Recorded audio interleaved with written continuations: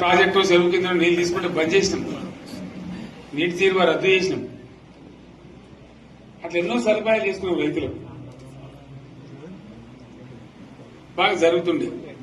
అప్పుడప్పుడు ఏమవుతుంది, కొన్ని దుష్ట దినాలు వస్తాయి, చెడు గడియలు వస్తాయి. మనోళ్ళు కూడా అలవోకగా ఓట్లేసారు. మీరు గొప్పలో మీరు మాణిగ్రహం గెలిపించారు. కొన్ని నియోజకవర్గాలలో అత్యాశకు పోయి నేను చెప్పినప్పుడు అప్పుడు మంది మాటలు పట్టుకొని మారమానం పోతే మళ్ళీ వరకు ఇల్లు కాలిపోతారు. వీళ్ళని నమ్మితే అమాంతం మింగుతారు, మోసపోతాం.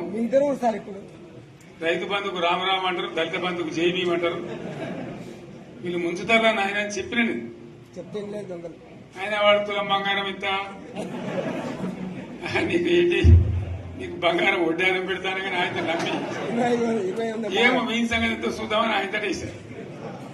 వేసింది ఇరుకపోయారు, బావిలో పడ్డారు, అయిపోయి ఉన్నాయి అన్ని మీకు. మళ్ళీ మొదటికి వచ్చానా కైలాసం ఆడలో పెద్ద పామింగినట్టు అయింది మళ్ళీ. అంతే కదా, ఆలోచన లేకుండా ఎటు పడితే అటు ఎవడో ఏదో చెప్తే నమ్మి ఓట్లేస్తే ఏమైంది అనేది ఒక మంచి గుణపాఠం ఇది తెలంగాణ. గ్యారంటీగా మంచిగా సంసారం జరుగుతుంది. జర తువ్వకొచ్చినాం, రైతులు ఇంత ముఖం తెలివైతుంది, ఇంత బాకీలు కట్టుకుంటుండ్రి. ఎంతో మంది పాపం సిటీలు వేసుకుంటారు, ఏదో వేసుకుంటారు. రైతు బంధు పైసలు పడితే ఎంత సంతోషం ఉంటుండే. ఆయన మీద గంగలు గడిచిపోయింది. ఇప్పుడు వాడు ఇద్దడో ఏడో భగవంతుని కరెక్ట్ ఇచ్చినప్పుడు మోసం. ఏదో మళ్ళీ ఎలక్షన్ కోసం దానికోసం చేస్తారు తప్ప కడుపు నిండా ప్రేమ ఇచ్చేది ఇట్లే ఉంటుందా? సర్పంచ్ ఎలక్షన్ పెట్టింది సార్. మనం ఉన్నప్పుడు కరోనా వచ్చింది. కరోనా వస్తే కూడా నేను రైతు బంధు ఆపలేదు. కరోనా వచ్చి రాష్ట్రానికి రూపాయి ఆదాయం రాకపోయినా 4-5 మంచి స్కీములు తెచ్చి ఇవాళ కాపాడుకున్నాం. గౌరవంగా బతికింది రైతులు. బీమా వచ్చినండి. రైతు బీమా పెడితే ఎంతమందికి సాయం జరిగింది? గుంట భూమి ఉన్న కూడా మంచిగా సాయం జరిగింది. చిన్న రైతు కూడా సాయం జరిగింది. అట్లా అందరికి మనం గొర్రెల కాపలకు గొర్రెలు వేయడం కానీ, చేప పిల్లలు కానీ, అనేక రకాల అన్ని వర్గాల ప్రజలను ఎట్లా ఆదుకోవాలని అట్లా ఆదుకున్నాం. మా తెలంగాణ కదా మేము తెచ్చుకున్నాం కష్టపడి. మా వాళ్ళందరి పైకి రావాలి. కాంగ్రెస్ గవర్నర్ ముస్లింలో ఓట్లేసుకున్న తప్ప ముస్లింలకు మనం చేసిందా? ఇమాం మౌసాలకి మన జీతం ఇచ్చిందా? మనం వచ్చినాకనే ఫస్ట్ టైం వాళ్ళని గుర్తించి వాళ్ళని గౌరవించుకున్నాం.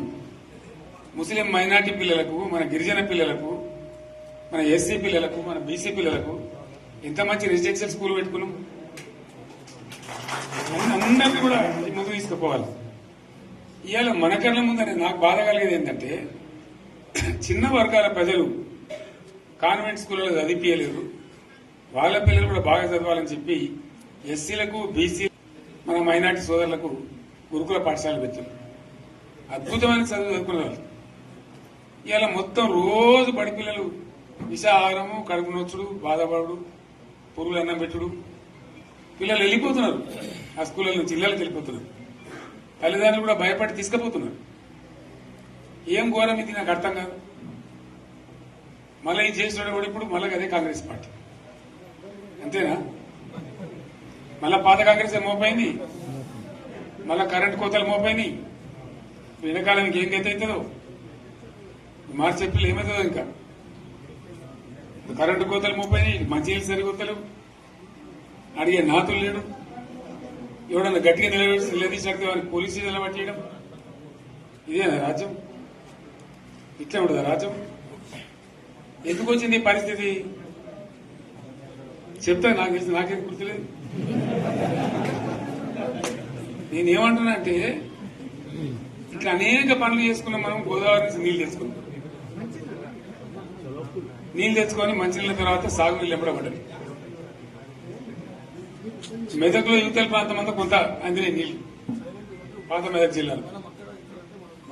నీటికి మిగిలిపోయినాయి మన 2 తాలూకాలు, నారాయణఖేడ్, జైరాబాద్. వాళ్ళకి నీళ్లు కావాలి. ఎట్లా రావాలి గోదావరి నీళ్లు? సింగూరు ఓ టైంలో నిండుతుంది, ఓ టైంలో నిండదు. మరి నిండినప్పుడు ఎట్లా?